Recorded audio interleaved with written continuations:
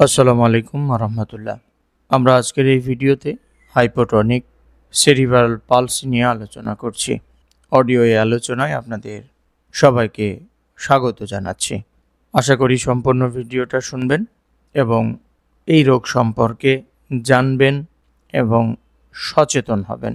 Hypotonic cerebral পালসিকে আমরা সংক্ষিপ্তভাবে hypotonic CP বলে থাকি। এই রোগের ফলে শিশুদের পেশি স্বাভাবিকভাবে পেশিতে যে স্বাভাবিক একটা টোন থাকে, যেটাকে মাসেল টোন বলা হয়, সেটা থাকে না। মানে খুব ঢিলা, ফ্লপি, শিথিল হয়ে যায়। এটাকে আমরা নন প্রোগ্রেসিভ নিউরোলজিক্যাল ডিসঅর্ডার বলে থাকি। তবে এর লক্ষণগুলো অনেক সময় পরিবর্তনও হতে পারে। হাইপোটনিক সিপি কি? সোজা বাংলা কথায় যদি বলি, এক ধরনের নিউরোমাস্কিউলার ডিসঅর্ডার, মানে নার্ভের অক্ষমতা, স্নায়বিক অক্ষমতা, যেখানের পেশির যে টোনটা থাকে, শক্তিটা থাকে, সেটা কম থাকে। ওই পেশির কম থাকাটাকেই হাইপোটনিক টনিয়া বলা হয় আর কি। বাচ্চার শরীর ঢিল হয়ে যায়, মাথাটা যে একটা জায়গায় স্থির করে ধরে থাকবে সেটা পারে না, মাথাটার নিচে নামে গেছে। যেমন ছবিতে দেখতে পাচ্ছেন যে বাচ্চাকে কেউ একজন হাত দিয়ে তুলতেছে, বাট তার মাথাটা পেছনে আছে, পেটে হাত দিয়ে ধরে আছে, তো মাথাটা চাড়বে, তো চাড়তেছে না। ও কি করে আছে? নিচের দিকে হ্যাং হয়ে আছে, ঝুলে আছে।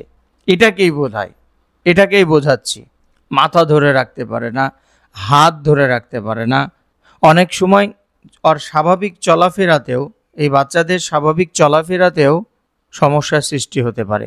তবে প্রাথমিক পর্যায়ে চলাফেরাতে খুব একটা বিঘ্ন ঘটায় না।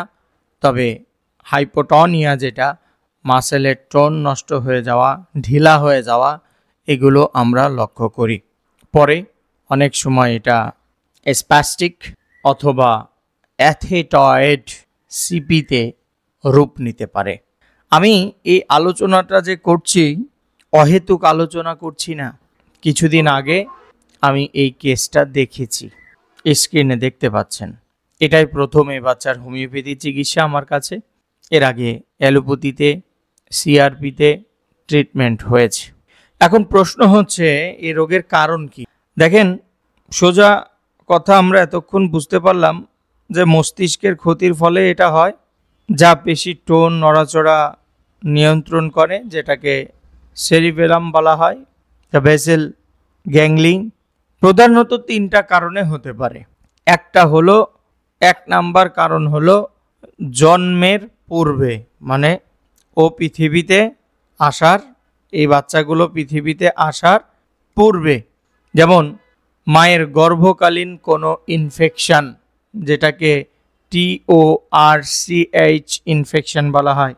যখন সে গর্ভে ছিল, তখন গর্ভবতী মা ম্যালনিউট্রিশন বা গর্ভকালীন সময় রক্ত স্বল্পতা সহ এই রকম সিচুয়েশনে ছিল।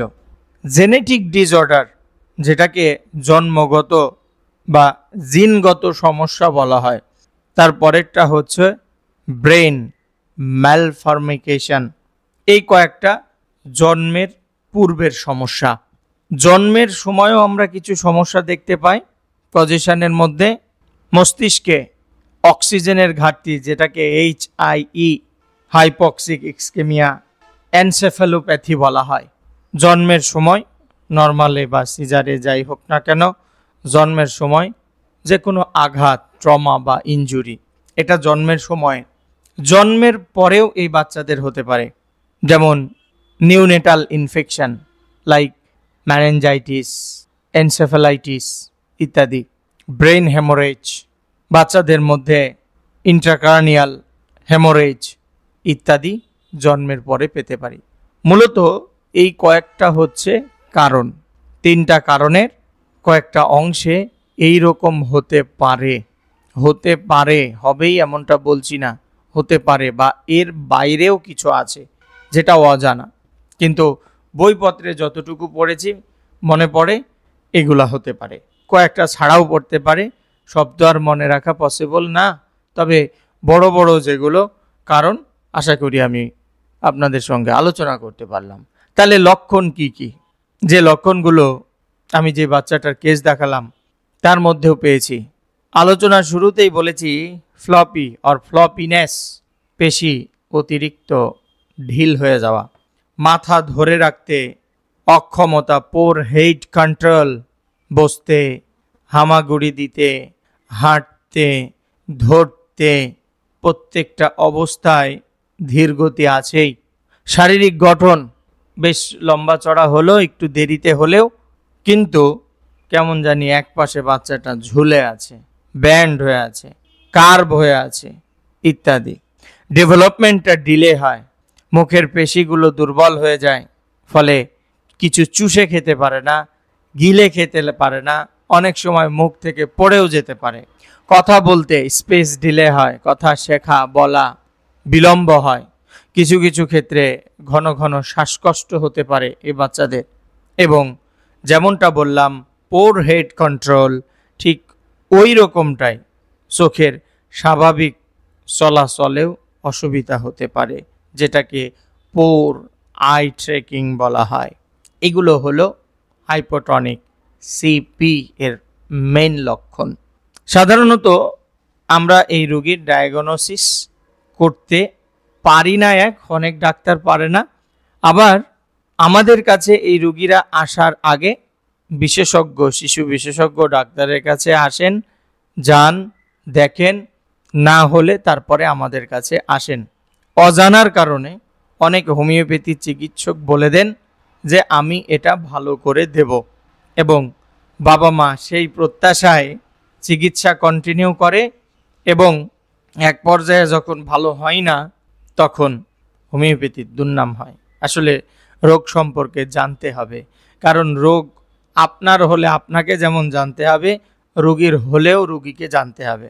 তবে একদম সত্য কথা হচ্ছে হোমিওপ্যাথি এই প্রকৃতির, যে প্রকৃতিতে আমরা বসবাস করি, এর একটা নীরব চিকিৎসা, যার কাজ, যে চিকিৎসা বিজ্ঞানের কাজ হচ্ছে নিজ শরীরের শক্তিকে জাগ্রত করে রোগকে নির্মূল করা। রোগকে নির্মূল করা, আপনার বডিতে যতটা শক্তি থাকবে, আপনি যতই অসুস্থ হন না কেন, হোমিওপ্যাথি আপনাকে সুস্থতার দিকে নিয়ে যেতে পারে। এটা হলো হোমিওপ্যাথির গল্প। সেই দিক থেকে ডায়াগনোসিস করার জন্য, বোঝার জন্য নিউরোলজিক্যাল এক্সামিনেশনের মধ্যে মাসেল টোন, রিফ্লেক্স আমাদেরকে দেখতে হতে পারে। ব্রেন এমআরআই করে মস্তিষ্কের গঠনগত কোনো সমস্যা আছে কিনা সেটা খুঁজতে হবে। জেনেটিক টেস্টিং কিছু কম টম আছে কিনা সেখান থেকে যদি সন্দেহ থাকে আপনার দেখতে হবে। মেটাবলিক স্ক্যানিং আমাদেরকে করতে হতে পারে। মুভমেন্ট, পেশি, এগুলা জেনারেল অ্যানালাইসিসগুলো আমাদেরকে করা লাগতে পারে। আরও যদি কোনো অসুবিধা হয় সেক্ষেত্রে অন্যান্য টেস্ট এখানে আসতে পারে অবস্থা অনুযায়ী, কিন্তু মোটা দাগের এগুলোই। তাহলে এই হাইপোটনিক সিপির কনভেনশনাল ট্রিটমেন্টগুলো কি, মানে বর্তমানে প্রচলিত চিকিৎসা কি? দেখেন, একটা ডাক্তারের কাছে গেলে এটা ডায়াগনোসিস হওয়ার পরে ড্রাগ ম্যানেজমেন্টের মধ্যে যদি খিঁচুনি থাকে তাহলে কিছু ওষুধ দেয়, আর যদি না থাকে তাহলে আপনার ভিটামিন B12, জিঙ্ক, এই ধরনের ওষুধগুলো দিয়ে ছেড়ে দেয়। যদি খেতে টেতে না পারে ফিডিং করতে দেয়, যেন অহেতুক, ওটা একটা থেরাপি আর কি, ফিডিং থেরাপি। হুইল চেয়ারে বা ব্রেস ব্যবহার করে হাঁটা চলাফেরা করতে বলে, কথা না বললে স্পিচ থেরাপি দেয়। এছাড়াও ব্যালেন্স, পেশির কোরগুলোকে ডেভেলপ করতে সাহায্য করে। এই রকম বিষয়াদিগুলো লক্ষ্য রেখে প্রচলিত চিকিৎসা ব্যবস্থা অ্যালোপ্যাথিতে করা হয়। এখন কথা হচ্ছে আমাদের হোমিওপ্যাথি চিকিৎসায় কি বলে। এখানে হোমিওপ্যাথি যে চিকিৎসা ব্যবস্থা হাইপোটনিক সিপির জন্য কি বলে, দেখেন, আগেও বলেছি, এখনও বলছি, আগে আমাদেরকে লক্ষ্য রাখতে হয় রোগীর সমস্যাগুলো কি। তার নার্ভের সমস্যা, তার পেশিতে খুব সাড়া দিচ্ছে না, সেদিকে লক্ষ্য রাখতে হবে, এবং শিশুর সামগ্রিক বিকাশের যে ডেভেলপমেন্ট ডিলে হচ্ছে ওই দিকটাও আমাদেরকে লক্ষ্য রাখতে হবে। লক্ষ্য রেখে শিশুর মস্তিষ্কে যেন সারা জাগায়, পেশির যেন প্রতিক্রিয়া, কথা বলা, চোখের ফোকাস, খাওয়া, এগুলো যেন ডেভেলপ করে, এই বিষয়টা আমাদের লক্ষ্য রাখতে হবে। ব্যালেন্সগুলো ঠিক করতে হবে। আমাদেরকে লক্ষ্য রাখতে হবে রোগী যে অবস্থায় আসছে এখান থেকে ড্যামেজ না যায়, ড্যামেজের দিকে কি যায় না যায়, এই জিনিসগুলো আমাদেরকে লক্ষ্য করতে হবে। সম্পূর্ণ কেস টেকিং করতে হবে। যেহেতু এই বাচ্চার জন্মের পূর্ব থেকেই সমস্যা, তাই পুরো প্রেগনেন্সির ইতিহাস, বাচ্চা জন্মের পরের ইতিহাস, বাচ্চার বেড়ে ওঠার ইতিহাস আমাদেরকে নিতে হবে। এই বাচ্চাটার যখন আমি কেস টেকিং করি, আমি বড্ড অদ্ভুত হচ্ছিলাম। এক পর্যায়ে মা কান্না চোখে বলে উঠল, এই বাচ্চাটা যখন আমার পেটে ছিল তখন খুব শারীরিক, মানসিক, সংসার জীবনে প্রচণ্ড ঝড় বয়ে গেছে আমার ওপর দিয়ে। সেই দিকগুলোতে লক্ষ্য রেখে আমাদের হোমিওপ্যাথি চিকিৎসা করতে হবে। সিমটমস অনুযায়ী, লক্ষণ অনুযায়ী এই রোগের জন্য প্রথম সারির যে ওষুধগুলো আমাদের সামনে আসবে তার মধ্যে কার্সিনোসিন, টিউবারকুলিনাম এবং সিফিলিনাম অন্যতম। এছাড়াও জিঙ্কাম মেটালিকাম, যদি খিঁচুনির প্রবণতা থাকে, মাথা বাঁকিয়ে দেয়, সিকুটা ভিরুসা, এছাড়াও ইথুজা, সাইলেশিয়া, ব্যারাইটা কার্প, ক্যালকেরিয়া ফস, হেলিভরাস, এই ধরনের ওষুধগুলো সাধারণত আমরা মনে রাখি। তবে এর বাইরেও অন্যান্য ঔষধ আসতে পারে। এর উপরে ডিপেন্ড করে আমাদেরকে কনস্টিটিউশনাল ওষুধ নির্বাচন করতে হবে, যেখানে ওই বাচ্চাটার, ওই রুগীটার শারীরিক, মানসিক, জন্মগত, পারিবারিক, বর্তমান সব ইতিহাস থাকবে। যদি দেখেন, রিপোর্ট দেখেন জেনেটিক কোনো প্রবলেম আছে, সেক্ষেত্রে আমাদের মায়াজমেটিক যে বড় বড় ওষুধগুলো আছে, টিউবারকুলিনাম, মেটোরিনাম, কার্সিনোসিনাম, এই ওষুধগুলোকে আমাদেরকে চিন্তা করতে হবে। এবং ঔষধ দেওয়ার পরে এই রোগীগুলোকে মিনিমাম 3 মাস বা 3 সপ্তাহ বা 6 সপ্তাহ পর পর ফলো আপে ডেকে যদি প্রয়োজন হয় ঔষধ পরিবর্তন করে, যদি প্রয়োজন হয়, ভালো থাকলে দরকার নেই, পরিবর্তন করে রোগীর চিকিৎসা পরিচালনা সামনের দিকে চালাইতে হবে। পাশাপাশি যদি স্পেস থেরাপি প্রয়োজন হয়, আরও কোনো যদি থেরাপির প্রয়োজন হয় সহযোগী, সেগুলো চালিয়ে যেতেই হবে। অবস্টিনেট কোনো ধারণা হোমিওপ্যাথিতে চলবে না, ছেড়ে দেন এগুলা, ও যুগ এখন নেই। তো এই দীর্ঘ সময়ের আলোচনার দ্বারা কি বুঝলেন?